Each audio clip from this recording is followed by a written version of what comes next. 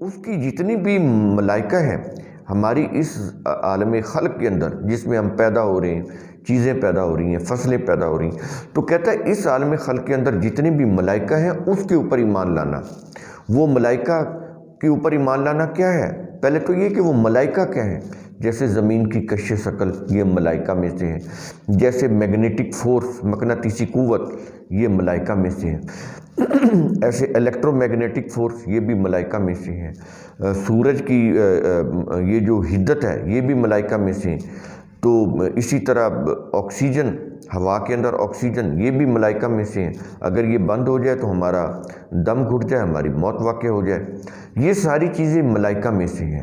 سورج کی حرارت سے سولر انرجی ہم نے پیدا کی، یہ ملائکہ کے اوپر ایمان ہے۔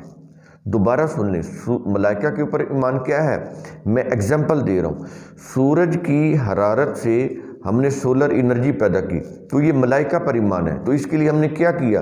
عقل کو استعمال کیا، سائنسی علوم کو حاصل کیا، تو پھر مشاہدات کیے، پھر تجربات کیے لیبارٹریز کے اندر، پریگمیٹک ٹیسٹ کیے، اس کے بعد ہم نے سورج کی حرارت سے سولر انرجی پروڈیوس کی۔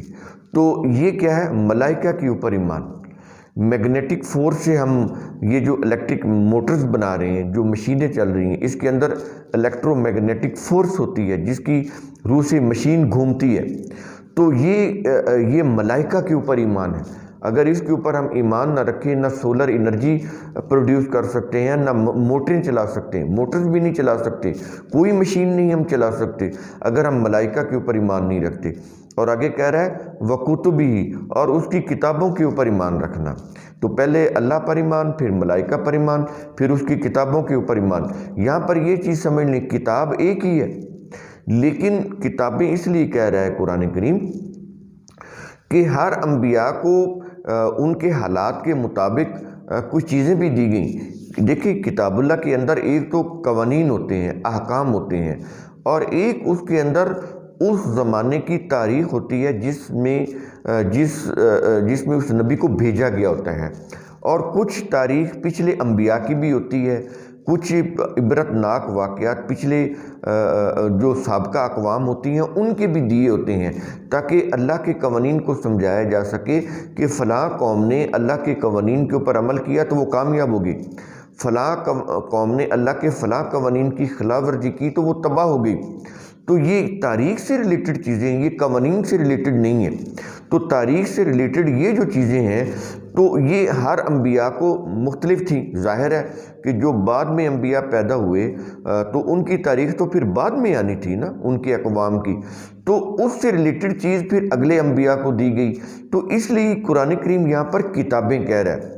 تو ویسے دین کی کتاب ایک ہی تھی، اس کے اندر جو تفصیلات تھیں تاریخی حوالوں سے وہ چونکہ مختلف ہوتی تھیں ہر دور کے انبیاء کے زمانے میں، اور ہر دور کے انبیاء کی جو اقوام ہوتی تھی تو وہ مختلف ہوتی تھی، اس لیے یہاں پر کتب ہی کہہ رہا ہے۔ ویسے کتاب ایک ہے جو دین کے اوپر مبنی تھی، وہ جو کتاب کا حصہ تھا وہ ایک ہی تھا۔ تو اصل کتاب تو وہ ہے نا جس کے اندر اس کے الدین کے ضابطے، قوانین، اصول تھے، وہ ایک ہی کتاب تھی۔ تو ان کو سمجھانے کے لیے مختلف زمانوں کے اقوام اور ان کے جو روش بتائی گئی ہیں وہ مختلف ہوتی تھیں، اس لیے ان کو یہاں پر ان کو بیان کرنے کے لیے مختلف کتابوں کا نام لے رہا ہے۔ تو دین کی کتاب ایک ہی تھی، یعنی دین کے اصولوں کی کتاب ایک ہی تھی۔ اور آگے کہتا ہے وَرُسُلِهِ، کتابوں کے بعد ایمان لانے کی بات کرنے کے بعد کہہ رہا ہے کہ وَرُسُلِهِ، اور اس کے تمام رسولوں کے اوپر ایمان لانا۔ یہاں پر نام بھی نہیں لے رہا، جتنے بھی تھے، تعداد بھی نہیں بتا رہا۔ تو جب قرآن تعداد نہیں بتا رہا تو نام نہیں بتا رہا تو ہمیں نہیں پتہ، تو ہم یہی ایمان رکھیں گے کہ جتنے بھی انبیاء ہیں قرآن کریم کے اندر، جتنے بھی انبیاء کے نام لے لیے گئے ہیں وہ صرف وہی نہیں ہیں، اور بھی انبیاء تھے۔ وہ انبیاء تو وہ ہیں جن کو قرآن کے اولین مخاطب عرب جانتے تھے، تو اس لیے کوئی ایسے نبی کا نام نہیں لیا گیا جن کو قرآن کے اولین مخاطب عرب نہیں جانتے تھے۔ تو ایک نیا مسئلہ کھڑا ہو جانا تھا کہ یہ کون ہے، ہم تو اس کو جانتے نہیں۔ تو وہ ابراہیم علیہ السلام کو جانتے تھے، وہ نوح علیہ السلام کو جانتے تھے، وہ اسماعیل علیہ السلام کو جانتے تھے، وہ اسحاق، یعقوب علیہ السلام کو، یوسف علیہ السلام کو جانتے تھے، اس لیے وہ ان کا نام لیتا ہے جن کو وہ جانتے تھے۔ جن کو نہیں جانتے تھے وہ ان کا نام نہیں لیتا، اس لیے یہاں پر ورسول ہی ہے، تو جتنے بھی رسول آئے ان کے اوپر ایمان لانا۔ تو کتنے ایمانیات ہو گئے؟ اللہ پر ایمان، ملائکہ پر ایمان، کتابوں پر ایمان، رسولوں کے اوپر ایمان۔ یہ 4 بنیادی ایمانیات ہیں جو یہاں پر ذکر کیا جا رہا ہے۔ اور 5واں ایمان جو ہے وہ ایمان بالآخرت ہے۔ یہ ٹوٹل ملا کے 5 ایمانیات ہیں قرآن کے اندر، اس کے علاوہ کوئی اور نہیں۔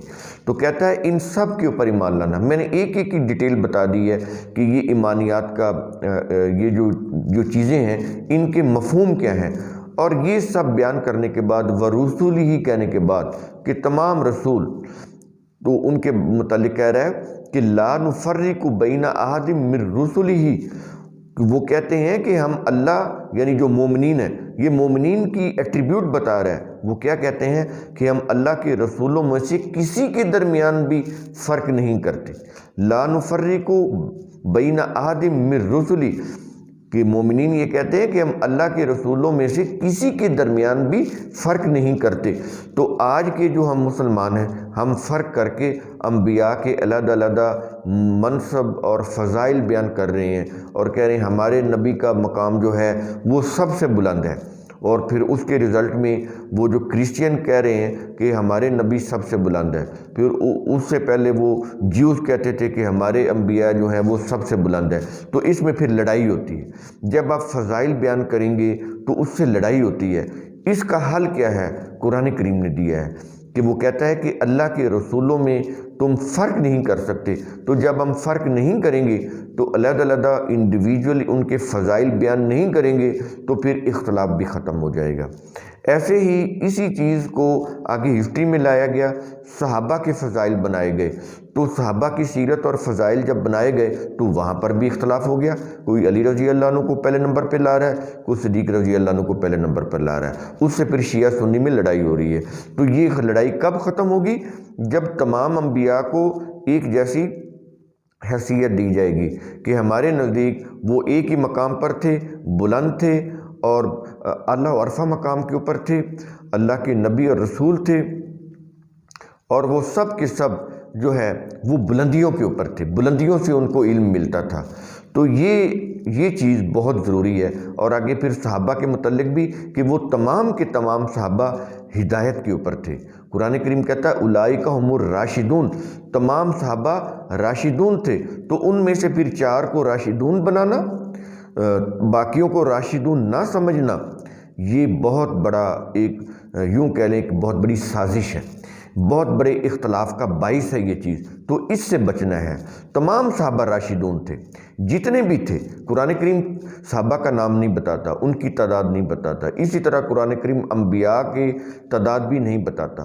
تو تمام انبیاء کے اوپر ایمان رکھنا، اور تمام انبیاء کے جو صحابہ تھے ان کو راشدون سمجھنا، یہ بہت ضروری ہے تاکہ ہم اختلاف سے بچ سکیں۔ یہ بہت اہم چیز ہے، اس کو ذرا غور سے سنیے گا، سمجھیے گا کہ اختلاف کیسے ختم ہو سکتا ہے؟ جب تمام صحابہ کو راشدون تسلیم کریں گے، جب تمام انبیاء کو ایک جیسا تسلیم کریں گے تو پھر اختلاف نہیں رہے گا۔ اور آگے پھر یہ چیزیں بتانے کے بعد، یہ بنیادی ایمانیات بتانے کے بعد، یہ بتانے کے بعد تمام انبیاء میں کوئی فرق نہیں تھا، اب قرآن کہہ رہا ہے کہ وقالوا سمینا واتانا، جو مومنین ہوتے ہیں وہ کیا کہتے ہیں کہ ہم نے سنا اور ہم نے اطاعت کی، بحث نہیں کرنی۔ فقہی موشگافیاں، روایات، قصے، کہانیاں یہ لیں گے تو پھر اختلافات میں پڑ جائیں گے۔ قرآن کریم اختلاف سے بچانا چاہتا ہے۔ اس کا سنہری اصول کیا ہے؟ وقالوا سمینا، کہ وہ مومنین کہتے تھے کہ ہم نے اللہ کا قرآن، اس کی کتاب کو سن لیا، احکام کو سمجھ لیا، وَأَطَعْنَا، اب ہم اس کی اطاعت کرتے ہیں۔ تو سننا اور اطاعت کرنا، یہ فضول قسم کی بحث، قصے، کہانیاں، روایات، وہ جو مذہبی مقدس کتابیں ان کو لے کے بیٹھ جانا، ان کو پھر دین سمجھنا، اس سے پھر معاشرے کے اندر تباہی پیدا ہوتی ہے۔ اختلاف پیدا ہوتا ہے، انتشار پیدا ہوتا ہے، معاشرہ جو ہے وہ پھر ایک ڈائریکشن میں نہیں جا سکتا، پھر فرقے بنیں گے، مختلف مسالک بنیں گے، مختلف نظریات کے حامل گروپ بنیں گے، پھر ہر گروپ ایک دوسرے کے اوپر چڑھ دوڑنے کے لیے طاقت اور ہجوم کو اکٹھا کرے گا، مجمع کو اپنے ساتھ ملانے کی کوشش کرے گا، اپنی قوت میں اضافہ کرنے کی کوشش کرے گا، زیادہ سے زیادہ چندہ، زیادہ سے زیادہ وہ اپنی فنڈنگ کے لیے ہاتھ پاؤں مارے گا، کوشش کرے گا۔ اس سے معاشرہ تباہی سے دوچار ہو جاتا ہے، جیسا کہ ہمارے اسلامی ممالک میں ہو چکا ہے۔ اس لیے قرآن کریم اصول دیتا ہے کہ سمینا و اطعنا، کہ قرآن کے اصولوں کو سنیں سمجھیں اور ان کے اوپر عمل کریں، ان کی اطاعت کریں، نظام قائم کریں اور اس کی اطاعت کریں۔ اور آگے کہتا ہے غفرانک ربنا، اے ہمارے رب ہم تیری حفاظت طلب کرتے ہیں۔ تو کیسے طلب ہوگی؟ کہ قوانین کو سننا، سمجھنا اور ریاست کی سطح کے اوپر نافذ کرنا، اور اس میں کسی بھی مقدس مذہبی کتاب کو نہ لے کر آنا، روایات کو نہ لے کر آنا، صرف قوانین الہی کو نافذ کرنا اور ان کی اطاعت کرنا۔ تو یہ اس سے پھر وہ کہتا ہے تمہیں حفاظت ملے گی۔ تو کہتا ہے وَإِلَيْكَ الْمَصِيرُ، اور تیرے ہی قانون کی طرف لوٹنا ہے۔ یعنی انسان جو کچھ بھی کر لے اس کو لوٹنا اللہ کے قانون مکافات عمل کی طرف ہی ہے۔ یہاں پر دیکھیں اس آیت کا اختتام کس کے اوپر کر رہا ہے؟ اللہ کے قانون مکافات عمل کے اوپر، کہ تمہیں ہر صورت اس کی طرف پلٹنا پڑے گا۔ اگر تم نے اچھا نظام بنایا ہوگا، اللہ کے قانون کی روح سے بنایا ہوگا، تو وہ اچھا نظام ہوگا، عافیت دے گا تمہیں، تو تمہیں عافیت مل جائے گی۔ اگر تم اپنے مذہب اور اپنے بنائے ہوئے طور طریقوں کے اوپر چلو گے، اپنے آباء و اجداد کے بنائے ہوئے طور طریقوں، مذاہب، مسالک کے اوپر چلو گے، تو پھر تمہارا ٹھکانہ جو ہے وہ برا ہوگا۔ یہ ہے وَإِلَيْكَ الْمَصِيرُ، تیرے ہی قانون مکافات عمل کی طرف لوٹنا ہے ہر انسان کو، ہر قوم کو۔ تو قرآن کریم کا اصول ثم تتفکروا، اس کی روح سے آپ خود بھی سوچا کریں، سمجھا کریں، غور و فکر کیا کریں۔ شکریہ۔